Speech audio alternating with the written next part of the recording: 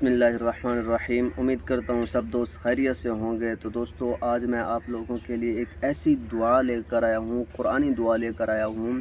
तो दोस्तों, अगर आप दिन में एक मरतबा पढ़ लेना हर रोज़, तो इंशाअल्लाह अल्लाह रब्बुल इज़्ज़त आप लोगों को इतनी नेमतें अता फ़रमाएगा कि आप हैरान रह जाएंगे। आपको अल्लाह रब्बुल इज़्ज़त दुनिया में भी नेमतों से नवाजेगा और अल्लाह रब्बुल इज़्ज़त आखिरत में भी आपको नेमतें अता करेगा।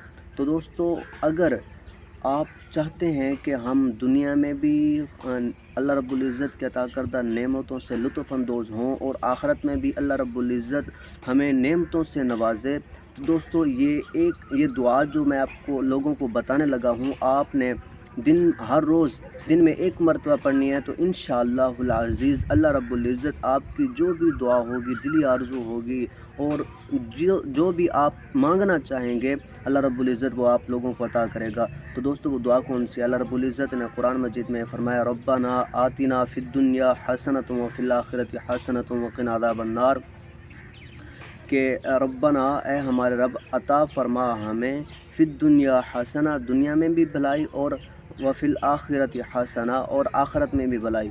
तो दोस्तों, जो बंदा ये चाहता है कि उसे दुनिया और आखिरत की भलाई नसीब हो, दुनिया की नेमतें भी नसीब हों और आखिरत में भी नेमतें नसीब हों, तो दोस्तों उसको चाहिए कि वो ये दुआ दिन में एक मरतबा ज़रूर पढ़े।